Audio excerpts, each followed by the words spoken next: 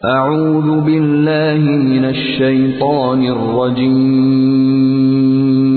بسم اللہ الرحمن الرحیم۔ صحیح بخاری حدیث نمبر 3۔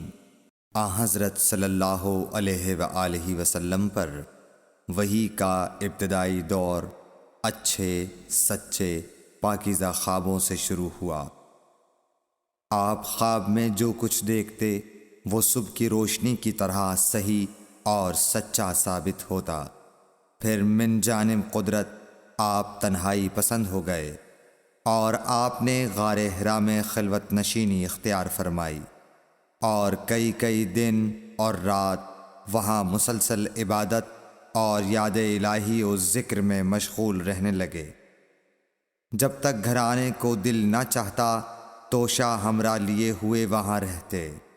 توشہ ختم ہونے پر ہی اہلیہ محترمہ حضرت خدیجہ رضی اللہ تعالی عنہا کے پاس تشریف لاتے اور کچھ توشہ ہمراہ لے کر پھر وہاں جا کر خلوت گزین ہو جاتے۔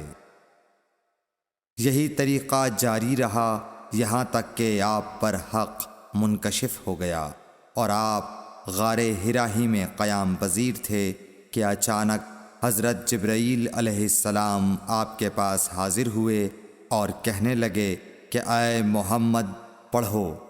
آپ فرماتے ہیں کہ میں نے کہا کہ میں پڑھنا نہیں جانتا۔ آپ صلی اللہ علیہ وسلم فرماتے ہیں کہ فرشتے نے مجھے پکڑ کر اتنے زور سے بھینچا کہ میری طاقت جواب دے گئی۔ پھر مجھے چھوڑ کر کہا پڑھو۔ میں نے پھر وہی جواب دیا کہ میں پڑھا ہوا نہیں ہوں۔ اس فرشتے نے مجھ کو نہایت ہی زور سے بھینچا کہ مجھ کو سخت تکلیف محسوس ہوئی۔ پھر اس نے کہا کہ پڑھ۔ میں نے کہا میں پڑھا ہوا نہیں ہوں۔ فرشتے نے تیسری بار مجھ کو پکڑا اور تیسری مرتبہ پھر مجھ کو بھینچا، پھر مجھے چھوڑ دیا اور کہنے لگا کہ پڑھو اپنے رب کے نام کی مدد سے جس نے پیدا کیا اور انسان کو خون کی پھٹکی سے بنایا۔ پڑھو اور آپ کا رب بہت ہی مہربانیاں کرنے والا ہے۔ پس یہی آیتیں آپ حضرت جبرائیل علیہ السلام سے سن کر اس حال میں غار حرا سے واپس ہوئے کہ آپ کا دل اس انوکھے واقعے سے کانپ رہا تھا۔ آپ حضرت خدیجہ کے ہاں تشریف لائے اور فرمایا کہ مجھے کمبل اوڑھا دو، مجھے کمبل اوڑھا دو۔ لوگوں نے آپ کو کمبل اوڑھا دیا۔ جب آپ کا ڈر جاتا رہا تو آپ نے اپنی زوجہ محترمہ حضرت خدیجہ رضی اللہ تعالی عنہا کو تفصیل کے ساتھ یہ واقعہ سنایا اور فرمانے لگے کہ مجھ کو اب اپنی جان کا خوف ہو گیا ہے۔ آپ کی اہلیہ محترمہ حضرت خدیجہ رضی اللہ تعالی عنہا نے آپ کی ڈھارس بندھائی اور کہا کہ آپ کا خیال صحیح نہیں ہے۔ اللہ کی قسم آپ کو اللہ کبھی رسوا نہیں کرے گا۔ آپ تو اخلاق فاضلہ کے مالک ہیں، آپ تو کنبہ پرور ہیں، بے کسوں کا بوجھ اپنے سر پر رکھتے ہیں، مفلسوں کے لیے آپ کماتے ہیں، مہمان نوازی میں آپ بے مثال ہیں اور مشکل وقت میں آپ امر حق کا ساتھ دیتے ہیں۔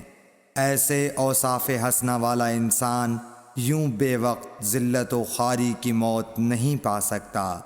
پھر مزید تسلی کے لیے حضرت خدیجہ رضی اللہ تعالی عنہا آپ کو ورقہ بن نوفل کے پاس لے گئیں جو ان کے چچا زاد بھائی تھے اور زمانہ جاہلیت میں نصرانی مذہب اختیار کر چکے تھے اور عبرانی زبان کے کاتب تھے۔ چنانچہ انجیل کو بھی حسب منشائے خداوندی عبرانی زبان میں لکھا کرتے تھے۔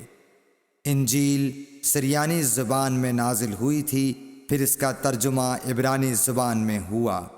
ورقہ اسی کو لکھتے تھے۔ وہ بہت بوڑھے ہو گئے تھے، یہاں تک کہ ان کی بینائی بھی رخصت ہو چکی تھی۔ حضرت خدیجہ رضی اللہ تعالی عنہا نے ان کے سامنے آپ کے حالات بیان کیے اور کہا کہ اے چچا زاد بھائی، اپنے بھتیجے محمد صلی اللہ علیہ وسلم کی زبانی ذرا ان کی کیفیت سن لیجئے۔ وہ بولے کہ بھتیجے، آپ نے جو کچھ دیکھا ہے اس کی تفصیل سناؤ۔ چنانچہ آپ صلی اللہ علیہ وآلہ وسلم نے از اول تا آخر پورا واقعہ سنایا، جسے سن کر ورقہ بے اختیار ہو کر بول اٹھے کہ یہ تو وہی ناموس معزز رازدان فرشتہ ہے جسے اللہ نے حضرت موسیٰ علیہ السلام پر وحی دے کر بھیجا تھا۔ کاش میں آپ کے اس عہد نبوت کے شروع ہونے پر جواں عمر ہوتا، کاش میں اس وقت تک زندہ رہتا جب کہ آپ کی قوم آپ کو اس شہر سے نکال دے گی۔ رسول کریم صلی اللہ علیہ وآلہ وسلم نے یہ سن کر تعجب سے پوچھا کہ کیا وہ لوگ مجھ کو نکال دیں گے، حالانکہ میں تو ان میں صادق و امین و مقبول ہوں؟ ورقہ بولا، ہاں یہ سب کچھ سچ ہے، مگر جو شخص بھی آپ کی طرح امر حق لے کر آیا لوگ اس کے دشمن ہی ہو گئے ہیں۔ اگر مجھے آپ کی نبوت کا وہ زمانہ مل جائے تو میں آپ کی پوری مدد کروں گا، مگر ورقہ کچھ دنوں کے بعد انتقال کر گئے، پھر کچھ عرصے تک وحی کی آمد موقوف رہی۔ صحیح بخاری حدیث نمبر 3۔